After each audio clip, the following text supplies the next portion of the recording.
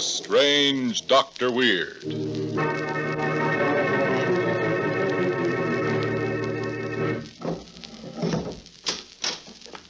Good evening. Come in, won't you? Why, what's the matter? You seem a bit nervous, pale and distraught. Perhaps a story would help calm your nerves. Yes, a delightful little story about a dead man who acts just as if he were alive. I know you'll like it. I call it He Woke Up Dead.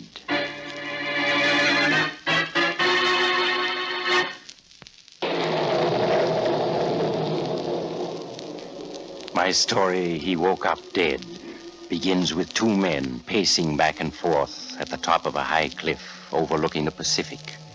They are John Raymond and his brother Gregory, a gaunt man in whose eyes gleams a fanatical fire. Gregory, the answer is no. You're asking for $100,000 from the Raymond Foundation to spend on fake yogis and swamis, trying to get in touch with the dead. Well, you're not getting it. But, John, all my life I've been studying death and what is in the life beyond. And now, with just a little money, I know I can penetrate its mysteries. The Raymond Foundation would be the laughingstock of the world if it went in for such a crackpot idea. So, you think I'm a crackpot? Well, when you die, John, according to Father's will, I'll be head of the Raymond Foundation. Then you'll see I'll turn the whole foundation into a great research laboratory to study death. That will never be. I intend to have the courts change the will, so you'll never be head of the foundation, Gregory. No, you can't. You're blocking a tremendously important piece of work, but I won't let you. So, just what can you do about it? This, John. I can do this. No, Frank, no!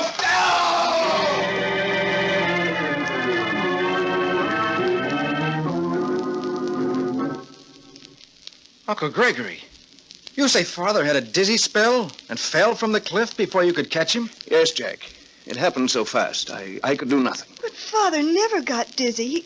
His health was perfect. The groundkeeper says he saw you push Father off the cliff. That's nonsense. I was trying to catch him, pull him back. Jack, you know Uncle Gregory wouldn't do a thing. I'm not so sure, Susan. Now listen to me, both of you. The coroner said your father died accidentally, and that closes the matter. Not with me, it doesn't. No? Well, I'm now head of the Raymond Foundation, and I'm going to pour all the resources of the foundation into an effort to contact the dead. Why, that's insane. The foundation scientists are on the verge of a cure for cancer, for tuberculosis. You can't stop their work now. I can, and I will. Oh, no, you won't. We'll stop you somehow. Because you did murder Dad. You killed him to get control of the foundation for your crazy schemes. Get out. Get out, both of you. Get out before Jack, he tripped on the rug. His head hit against the fireplace. Wait. See how badly he's hurt. Jack, what is it? Is he dead? Yes, Susan. All his life, Uncle Gregory's been trying to find out what happened when you die. Now he's going to find out. Dr. Weird, before you give us the second half of tonight's tale, can you tell me why you're called Doctor? Easy. When people listen to this program, I show them how to avoid such unhealthy things as being murdered and... Well, somehow, Doctor, I doubt whether that would cure anybody of anything, especially a case of nerves. But I'd like to tell the men in our audience how to cure something that can be cured. It's old hat-itis. Being addicted to the same old weather-beaten hat. The only real remedy for old hat-itis is to go out and get yourself a good new hat, or two or three.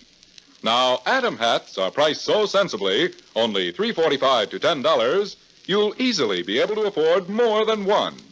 Combining distinctively smart styles with fine quality materials and craftsmanship, Adam hats are a truly outstanding value. You'll find it more than worth your while to discard your old headpiece for a brand new Adam hat, or two or three. Now, back to Dr. Weird. And now I'll continue my story. He woke up dead. When Gregory Raymond returned to consciousness, he was alone in a great dim room. The thick, cloying scent of flowers was heavy in the air.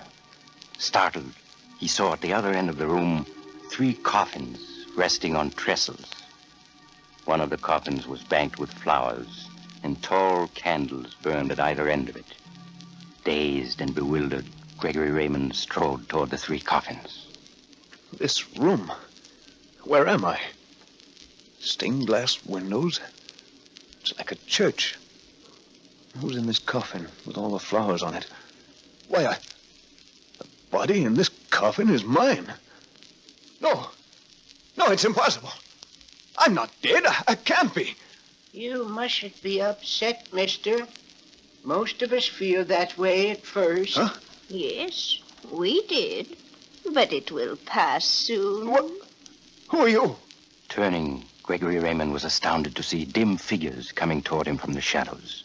A man and a woman, both very old. They smiled at him sympathetically.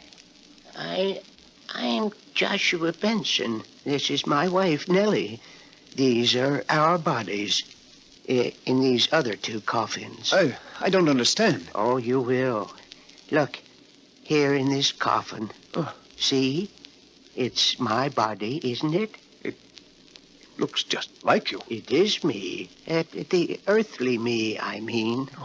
And now, this one is Nellie. You mustn't be so upset. You'll soon be used to the idea. We're really dead? All 3 of us? Why, of course. You died yesterday morning. You slipped and fell and hit your head. Yes. Yes, I remember. It's taken you until now to become aware of things again. Death is a great shock, you know. But where am I? What is this place? This is the mortuary chapel at the cemetery. They'll be coming for your body soon to bury it. Joshua and I were killed 2 nights ago in an auto accident. But they aren't going to bury us until tomorrow. I've never dreamed death would be like this. Why, I can still see and hear. I can breathe. My heart still beats. Oh, not really. You're used to those things, so they let you think there hasn't been much change until you've had a chance to get over your shock. They? Who do you mean? The ones in charge. You'll know more about them soon. Mr. Benedict will be coming for us, and I expect he'll take you along, too. Mr. Benedict? Who's he? The guide. He stopped by last night just to tell us not to worry and to wait for him here.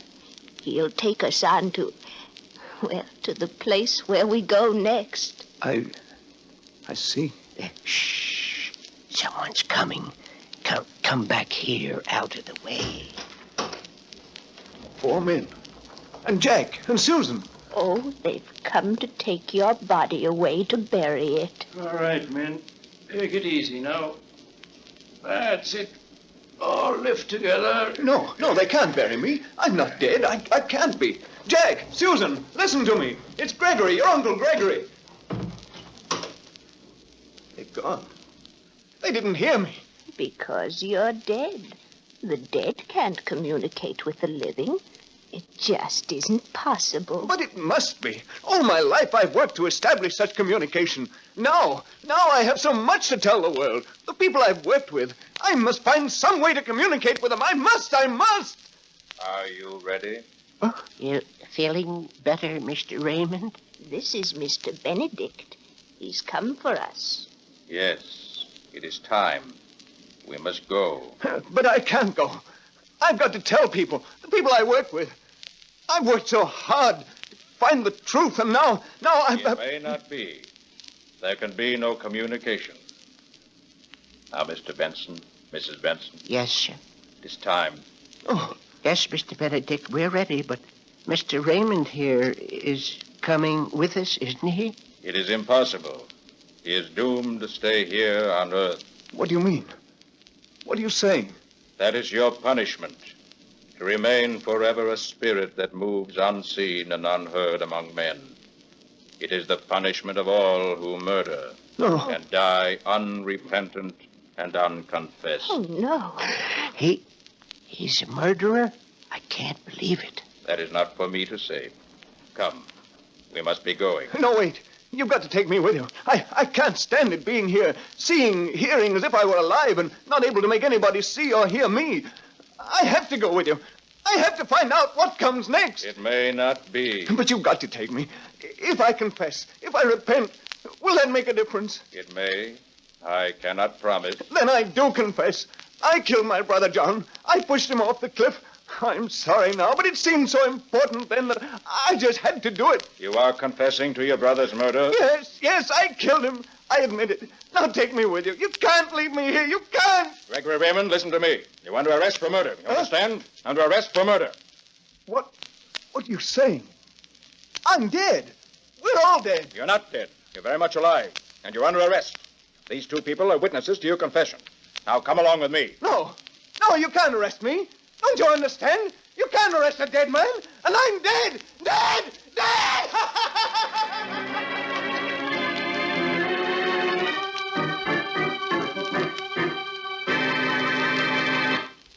Was Gregory Raymond dead, or was he alive?